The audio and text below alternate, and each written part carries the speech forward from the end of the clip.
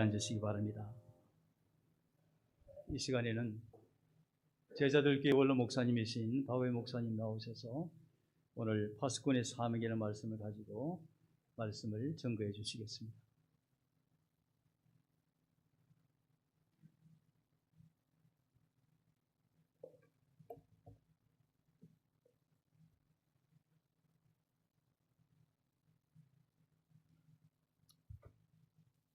오늘은 참 실리콘밸리 장로교회에 큰 은혜가 있고 또 복이 있고 또 주님의 영광이 드러나는 귀한 복된 주일인 줄로 믿습니다. 우리 미주총회 모든 헌법의 절차를 잘 지켜서 담임 목사님을 청빙하고 오늘 이렇게 예배 중에 담임 목사 취임식을 거행하게 된 것 하나님의 크신 은혜인 줄로 믿습니다.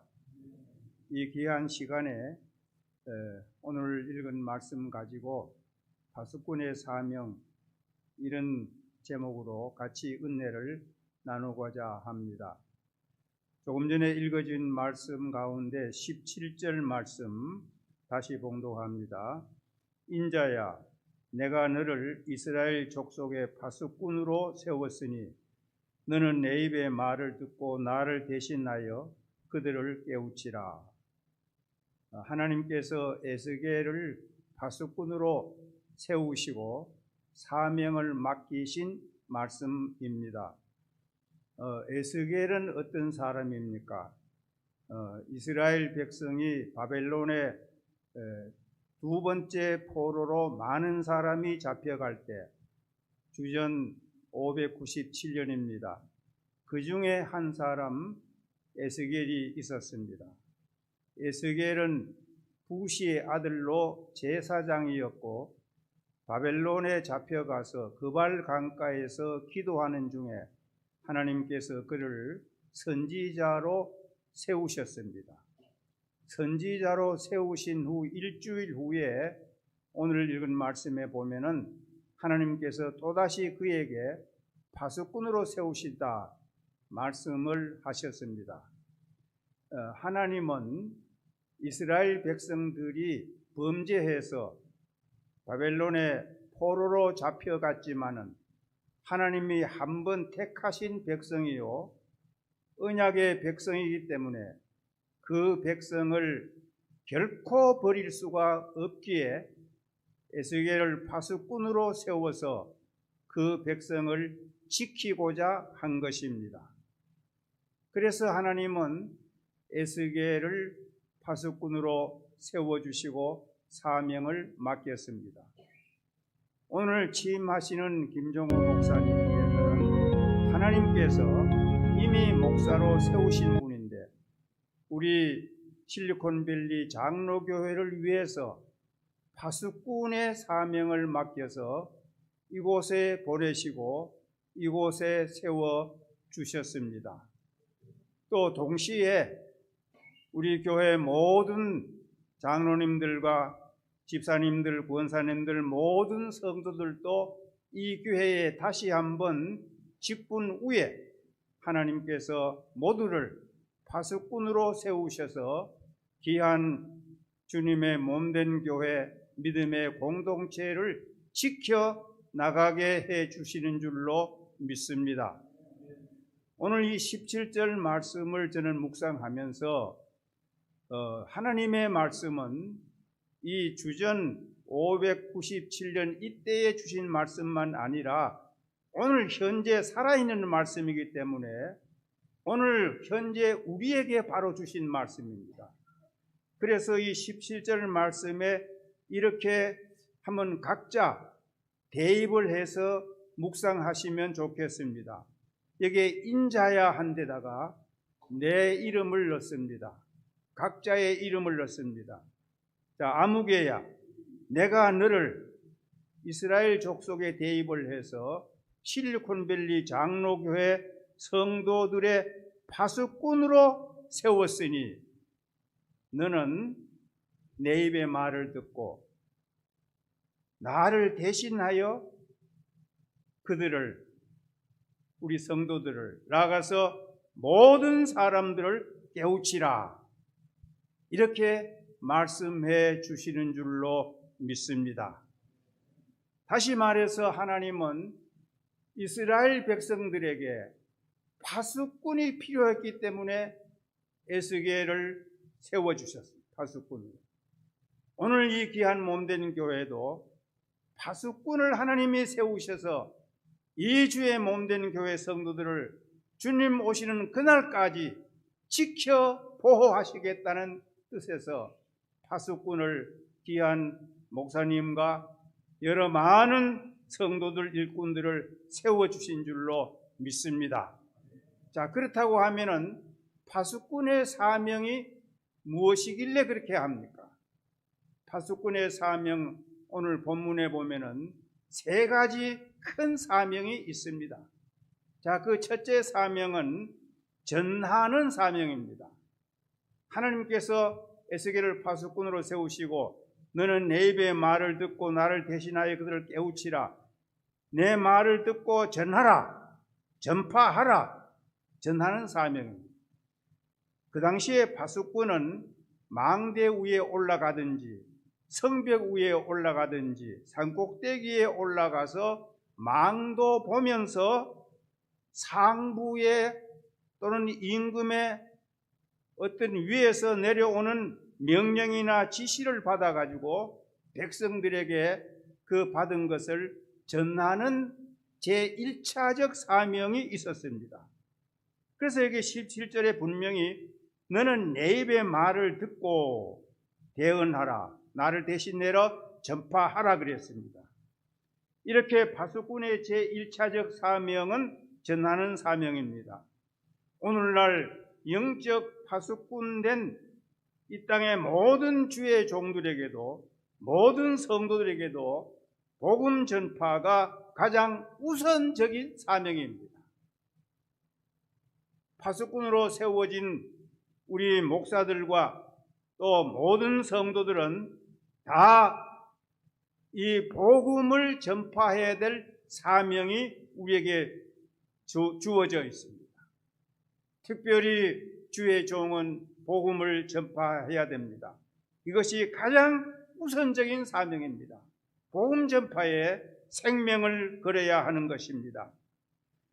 예수님 이 땅에 오셔서도 제일 먼저 회개하라 천국이 가까우느니라 복음을 전파하셨고 12 제자를 양성해서 마지막 승천하시기 전에도 거듭거듭 너희는 온 천하에 다니며 만민에게 복음을 전파하라고 명령하셨습니다. 사도 바울은 내가 복음을 전하지 아니하면 내게 화가 미친다고 말씀했습니다. 그러므로 파수꾼은 복음 전파에 전심전력을 해야 됩니다. 그런데 이 복음을 전하는데, 하나님의 말씀을 전하는데 아주 중요한 전제 조건이 하나 있습니다. 이것을 잊지 말아야 됩니다. 그 전제 조건이 무엇인가? 오늘 17절 말씀에 분명히 말씀했습니다. 너는 내 입의 말을 듣고, 우리 한글로는 두 글자, 듣고, hear, you hear, 너는 들어라. 듣고 전하라는 것입니다. 들은 다음에 전하는 것입니다. 왜 그런가? 파수꾼은 자신의 생각이나 자기네 사상이나 자기네 의견을, 자신의 의견을 전하는 것이 아니라, 자기 신의 뜻을 전하는 것이 아니라, 파수꾼은 상부의 명령을 받아서 그대로 전하는 것이 사명이기 때문입니다. 하나님의 말씀을 먼저 듣고 전해야 됩니다. 파수꾼은 하나님의 대언자입니다. 대언자이기 때문에 말씀을 들어야 전할 수 있습니다. 이렇게 하나님께서는 파수꾼에게 전하라는 명령을 주시되 동시에 말씀을 들려주십니다.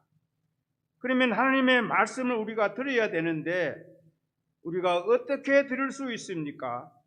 하나님은 말씀을 우리에게 들려주실 때에 한 세 가지 방법으로 들려주십니다. 먼저 우리에게 기도를 통해서 우리가 기도할 때 말씀을 들려주십니다. 우리는 보통 기도를 구하는 기도만 합니다. 맞습니다. 열심히 구해야 되고 성경도 구하라 그랬습니다. 동시에 구하는 기도만 하면은 절반의 기도입니다. 듣는 기도도 해야 됩니다. 하나님 어떻게 할까요? 무슨 말씀을 주시겠습니까? 듣는 기도가 필요합니다. 오늘 이 에스겔 또 1장과 2장에 거쳐보면은 먼저 하나님 앞에 엎드려서 하나님의 음성을 들었습니다.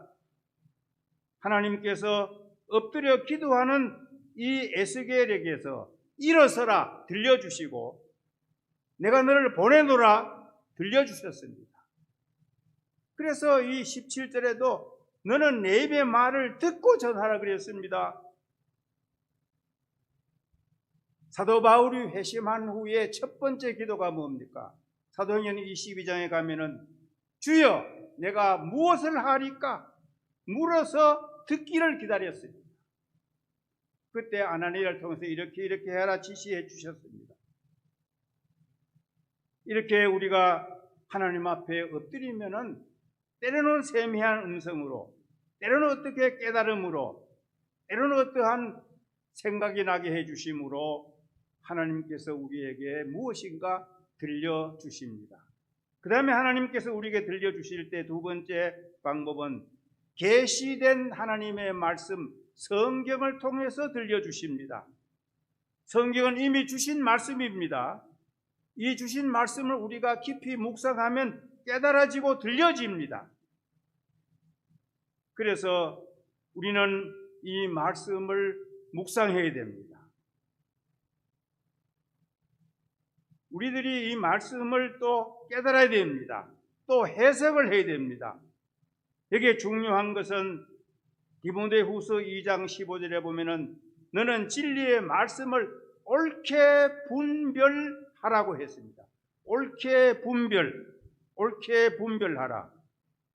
올돌타 문타 이 헬라 말은 바르게 자르라는 말이고 바르게 자른다는 것은 바르게 해석하라는 것입니다.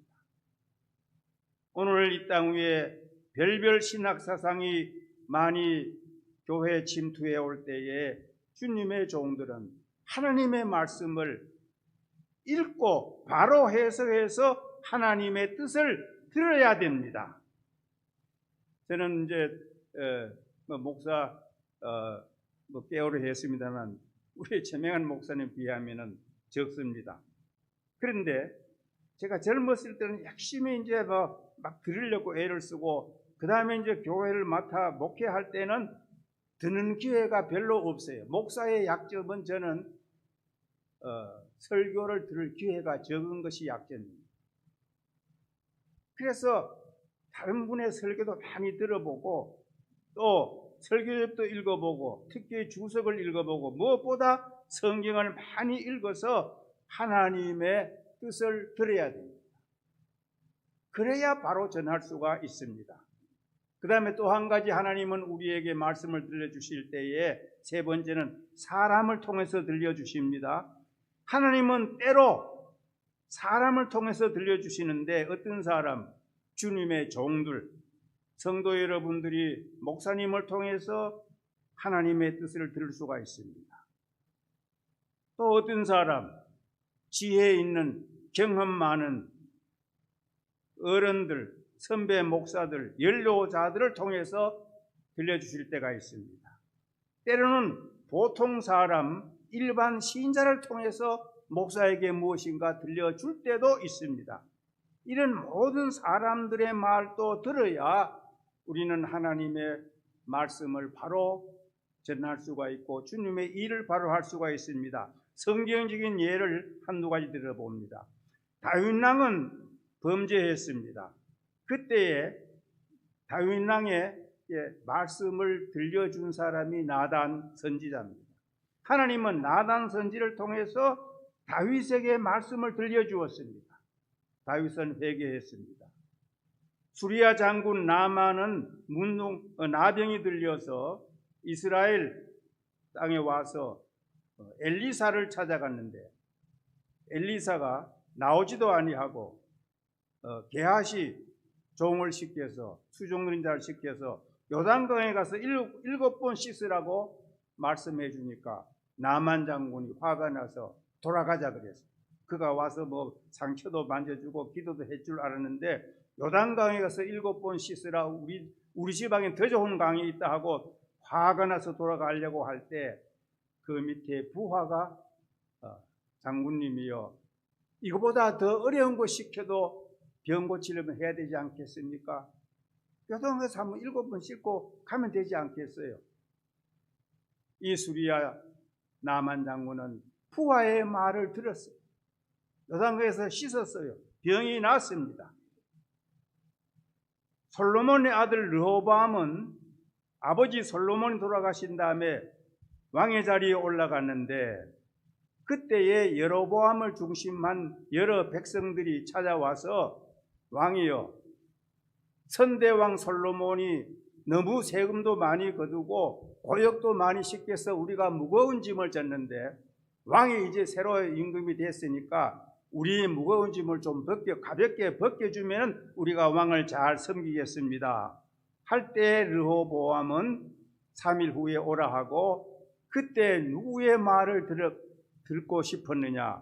솔로몬 때의 노인들. 역대하서 10장 6절에 보면은, 우리 지금 성경에 보면은 원로들이라 그랬습니다. 원로들의 말을 내가 들어봐야 되겠다 해서 원로들이 그 말을 들어주면은 정치를 잘 할 수 있고 나라가 태평할 겁니다 했는데, 르호보암이 그 말을 잘 들었으면 얼마나 좋아요. 자기와 같이 자란 젊은 사람들 불러가지고 물었더니만은 아주 초기에 조선 박살 내야 됩니다. 처음부터 꽉 잡도록 더 강하게 해줘야 됩니다. 내 새끼손가락이 아버지 허리보다 더 굽다, 이렇게 강하게 나가십시오. 젊은 사람들의 말을 듣고 통치했다가 나라는 두 쪽이 나고 결국 두 나라가 다 멸망하고 말았습니다. 때로는 그렇기 때문에 하나님의 말씀은 이렇게 때로는 듣기 위해서 물어보라고 가르치고 있어요. 신명기 32장 7절에 이런 말씀이 있습니다. 옛날을 기억하라. 역대의 연대를 생각하라. 내 아버지에게 물으라. 그가 네게 설명할 것이요. 내 어른들에게 물으라. 그들이 네게 말하리라. 저는 이 말씀을 참 귀하게 봅니다. 저는 이제 초기에 목회를 할 때에 조금 이제 목사님 밑에서 전도사는 조금 있었지만은 부목사로 있어 보지도 못했고, 그래서 목회를 할 때 아주 어려움이 닥치면은 이거 어디 가서 물어봐야 되느냐? 우리 노회 안에 제일 현재 목회하시지만은 아주 나이 많은 목사님이 계세요.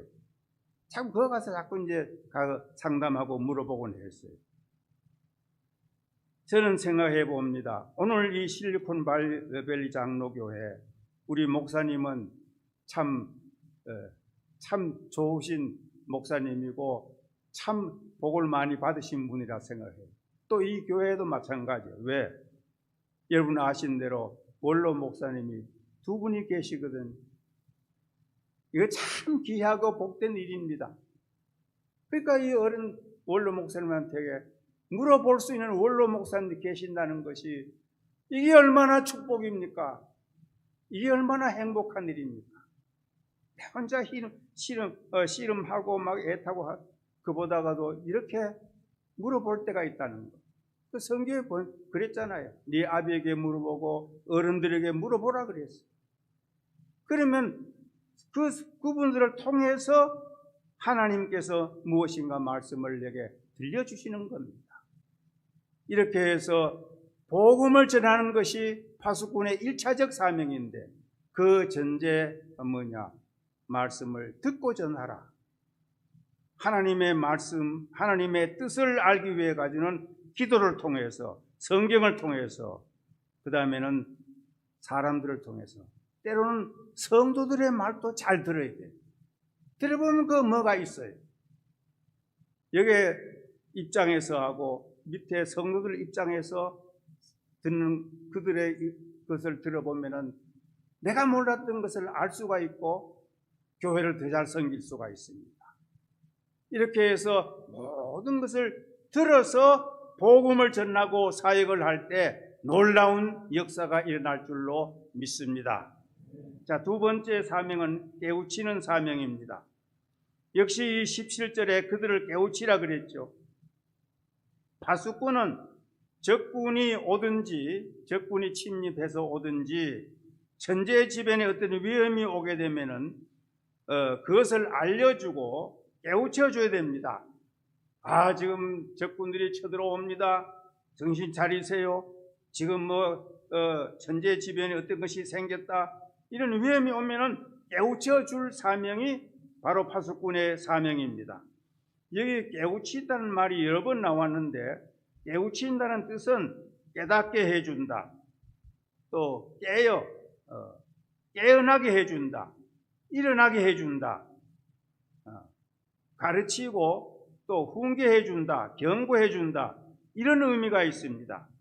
오늘 영적 파수꾼 된 주의 종들도 성도들을 깨우쳐야 되고 잠자는 영혼을 깨우쳐야 되고 죄악 중에 빠져있는 불신자도 깨우쳐줘야 됩니다.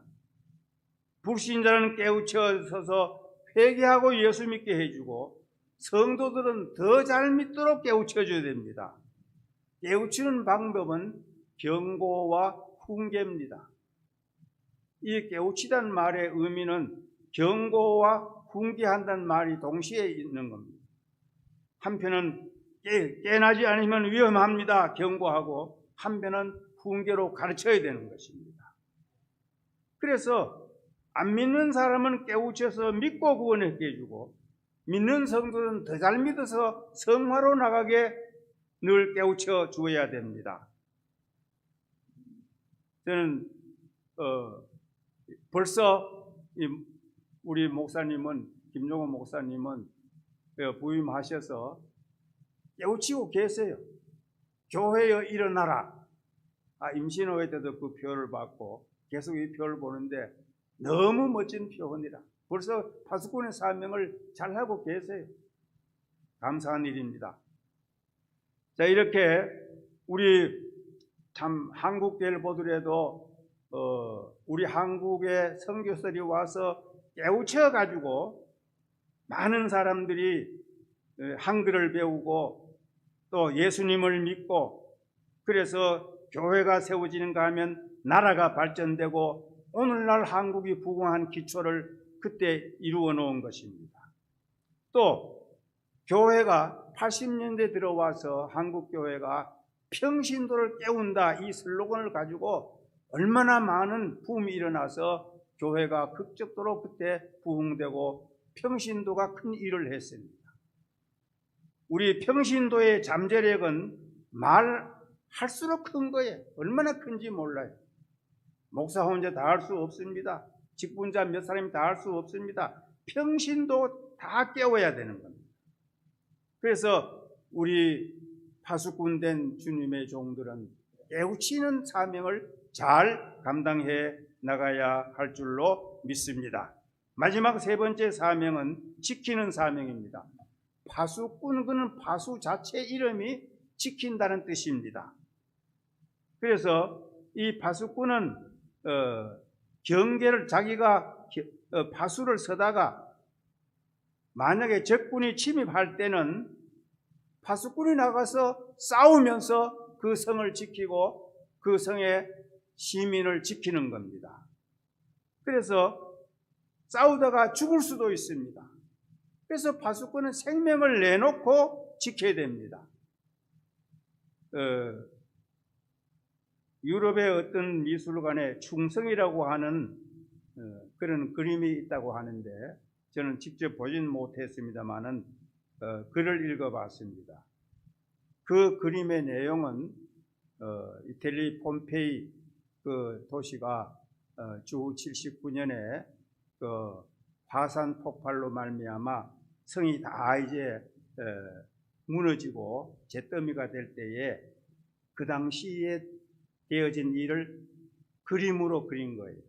그래서 화산이 폭발해 가지고 그 도시가 막 묻혀 나오는데 그 성문에서 파수꾼이 지키고 있습니다. 그런데 사람들이 막 몰려 나오니까 넘어져 밟혀 죽을 것 같으니까 파수꾼이 제일 먼저 도망가면 살 수 있음에도 불구하고 자기의 임무를 다하느라고 질서를 지켜서 한 사람 한 사람 계속 내보내다가 마지막에는 자기가 나오지 못하고 거기에서 죽어지는 그런 장면의 그림이에요. 그래서 그 그림의 제목을 충성이라고 했습니다.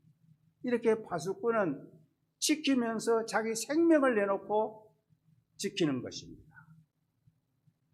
지금은 바로 영적 전투 중에 있습니다. 우리 교회가. 사탄은 여러 가지 방법으로 도전해 옵니다. 세속주의, 이단사설, 사이비로, 급진 자유신학으로 우리 영혼들을 병들게 하고 교회를 파괴시키려고 하고 진리를 무너뜨리려고 이렇게 도전해 오는 이때에 주님의 종들은 진리를 지키는 사명을 다해야 됩니다. 교회 성도들의 영혼을 지키는 사명을 다해야 됩니다.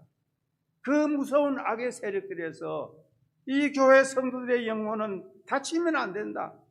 이 영혼을 끝까지 지키는 영혼에 대한 책임감이 불부터 일어나는 이런 파수꾼의 사명을 다해야 됩니다.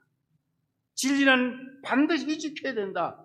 이런 굳센 각오를 가지고 파수꾼의 사명을 다해야 됩니다. 이렇게 파수꾼의 사명은 정리하면 세 가지입니다. 전파하는 사명, 깨우치는 사명, 지키는 사명입니다. 이 사명을 감당하는 데는 힘이 든고 어려움이 있을 것입니다. 그러나 두려워하지 않을 것은 무엇입니까? 파수꾼은 하나님의 대리자입니다. 너는 나를 대신하여 했습니다.